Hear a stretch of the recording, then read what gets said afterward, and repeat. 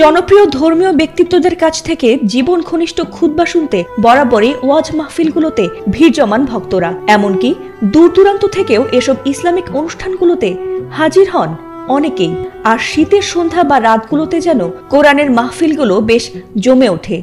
কিন্তু কে জানতো হাজারো ভক্তদেরকে আল্লাহর কথা স্মরণ করাতে এসে হঠাৎই এমন এক ঘটনা ঘটবে যাতে করে মনে দাগ কেটে যাবে উপস্থিত মুসল্লিদের।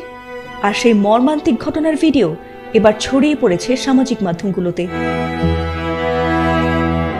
কথায় আছে, জন্ম মৃত্যু বিয়ে আল্লাহর হাতে। তাই হয়তোবা কোরআনের মঞ্চে খুতবা দিতে গিয়ে মৃত্যুর কোলে ঢলে পড়েছেন মাওলানা ফরিদুল ইসলাম নামের একজন ইমাম। ঘটনাটি ঘটেছে গাইবান্ধার গোবিন্দগঞ্জ উপজেলার বালুয়া গ্রামে। রোববার সেখানে ইউনিয়নের চরবালুয়া গ্রামের একটি জামে মসজিদের উদ্যোগে আয়োজিত কুরআন মাহফিলের তৃতীয় বক্তা হিসেবে বয়ান শুরু করেছিলেন তিনি। কিন্তু কিছুক্ষণ পর হঠাৎই স্ট্রোক করে মঞ্চেই হাজারো মুসল্লিদের সামনে মৃত্যুর কোলে ঢলে পড়েন তিনি। আল্লাহ রাব্বুল আলামিনের মেহেরবানিতেই আজকে অল্প সময়ের জন্য যে সময়টুকু দিয়েছেন এর আলোকে কথা বলতে চেষ্টা করব ইনশাআল্লাহ।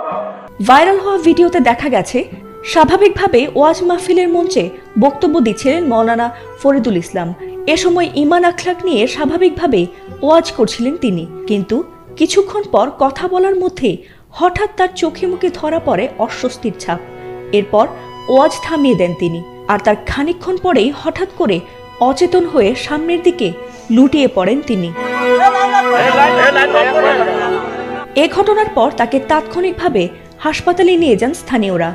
এরপর চিকিৎসাধীন অবস্থায় সোমবার ভোরে তিনি মৃত্যুবরণ করেন।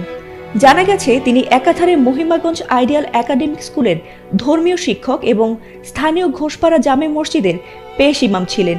এমনকি তার 2.5 বছর বয়সী এক ছেলে সন্তানও রয়েছে। কিন্তু সবকিছুকে পেছনে ফেলে মাত্র 35 বছর বয়সেই বয়ানরত অবস্থাতেই আল্লাহর কাছে পাড়ি জমিয়েছেন এ ধর্মীয় বক্তা। এদিকে মাহফিলের অনুষ্ঠান ও ধর্মীয় প্রতিষ্ঠানগুলো তার মৃত্যুতে গভীরভাবে শোক প্রকাশ করেছে। এমনকি তার সেই ওয়াজের ভিডিও দেখে তার আত্মার প্রতি মাগফিরাত কামনা করেছেন নেটিজেনরাও। সংক্ষিপ্ত আকারে কথা বলে শেষ করে দেব। ফাতিমা সুলতানা, ATN।